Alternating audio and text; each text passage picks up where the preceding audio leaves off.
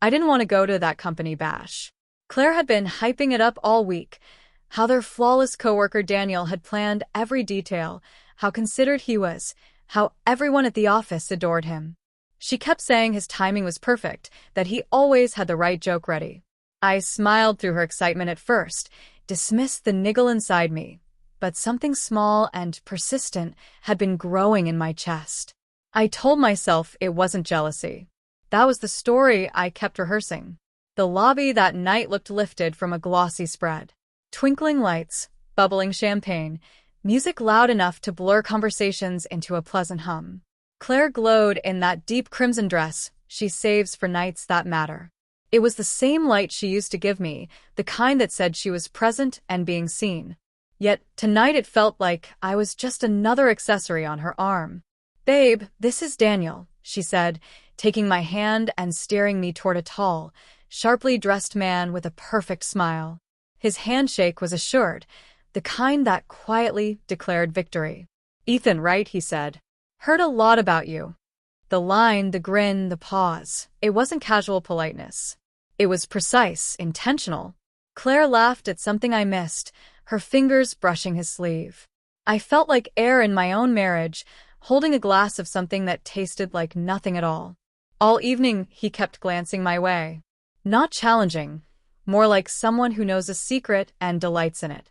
Claire drifted from group to group, laughter trailing her like perfume. I kept telling myself not to read too much into it, that I was being irrational, but intuition has a way of whispering truths long before the mind catches up. Around 11, I told her I was heading out. She said she'd stick around to help with the cleanup. I nodded and pretended to believe her. I walked slowly to the parking area, the night air sharp against my face, wondering if I was making a mountain out of a molehill. Maybe Daniel was just charismatic. Maybe Claire's admiration was harmless. I sat in the car a while, watching people filter past, but something nudged me not to leave. An hour later her text came. "Still here, almost done." I got out and went back in. The music was off. Most people had gone. Only a few stayed to pack away decorations. Then I saw him, Daniel, standing by the conference room door alone. He looked up when he noticed me, like he'd been waiting. "Didn't think you'd come back," he said with a small, knowing smirk. "Just waiting for Claire," I answered, my voice steadier than I felt. He closed the distance between us. Too near, his cologne sharp and deliberate. He lowered his voice. "You've got a good one," he said. "Claire's something special." I kept quiet. His gaze was steady, unblinking. "She talks about you," he went on. "Says you're reliable, steady. But she also says you don't see things anymore." His smile wasn't warm, it was clinical, like someone examining a flaw. His words landed harder than I expected. He leaned in so I could feel his breath. "You ever wonder," he asked softly, "what happens when someone else starts noticing the things you've stopped?" My jaw tightened. I wanted to shove him, to make him taste the anger, but instead I just stared. Really looked. At the arrogance, the certainty, the impression that he'd already crossed a line and believed I'd never catch him. Before I could say anything, Claire's voice floated over my shoulder. "There you are." She appeared behind him with a smile that was either innocent or perfectly practiced. Daniel stepped back, smoothing his composure, offering that same polished, gentlemanly grin. "Great party," he said, and the words hung in the air like a small, deliberate blade. "Huh?" he said to her, like the last few seconds hadn't meant anything. She nodded, slipping her arm through mine. Yeah, he really outdid himself. As we walked to the car, her hand felt lighter than usual, like it didn't belong there anymore. My heart was pounding, but I said nothing. I just drove, silent, Daniel's words echoing on repeat. "You ever wonder what happens when someone else starts noticing what you've stopped seeing?" That night, sleep wouldn't come. His voice lingered, that smug calmness coating every word. It wasn't only what he said, it was how he said it. Like a man who knows exactly where to drive the knife, without leaving a mark. Claire slept beside me, her breathing slow and even. I stared at the ceiling, wondering who she dreamed about, me, or someone who made her feel seen again. The next few days, nothing looked different. She still smiled when she got home, still asked about my day, still laughed at sitcoms we didn't really watch. But inside, something in me had shifted. Every smile she offered felt borrowed. Every text from late at work made my stomach knot. I kept telling myself I wasn't paranoid. But Daniel's words had already rooted something poisonous in my head. The next Friday, she mentioned another team dinner.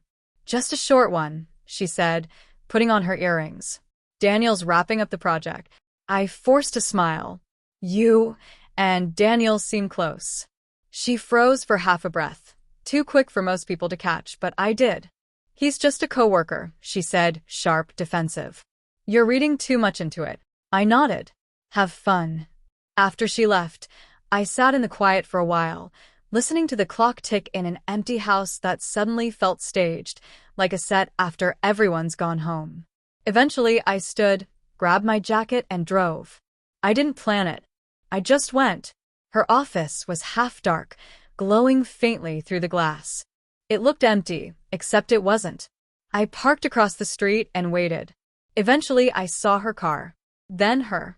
She was laughing, head tilted back, the way she used to laugh with me when things were easy. And of course, beside her was Daniel. His hand rested on her back, not intimate, not obvious, but deliberate. I didn't go to them, didn't shout, didn't make a scene. I just drove home, slow and quiet, my chest hollow but weirdly calm. Something had cracked, or maybe healed. When Claire got home, she looked startled to find me awake. Hey, she said softly, dropping her purse. You're still up? Yeah, I replied. Couldn't sleep. She smiled faintly. You look tired. Everything okay? I studied her face, really looked. And for the first time, I realized how far away she already was. Whatever love we'd built had been fading long before Daniel. He was just the echo, not the cause.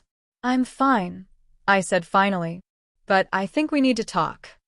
Her expression shifted. About what? About us. About whether we're still the people who said I do 8 years ago. She hesitated. Why are you saying this? Because I think you've already left, I said. You just haven't packed yet. For a second, she didn't move. Then she sighed, eyes dropping. I don't know what you want me to say, Ethan. Honesty would be a start. Her throat tightened. Daniel and I, it's nothing serious. I just wanted to feel noticed. I finished for her. Her eyes shimmered, not with guilt, but with tired truth. You stopped seeing me a long time ago. Maybe she was right. Maybe I had. I nodded slowly. Then I guess this is where we stop pretending. That night, I didn't shout, didn't beg, didn't blame. I packed a small bag, took my keys, and left. No slammed doors. No grand speeches. Just silence. It's been 4 months now. I live in a small apartment across town. I work. I cook.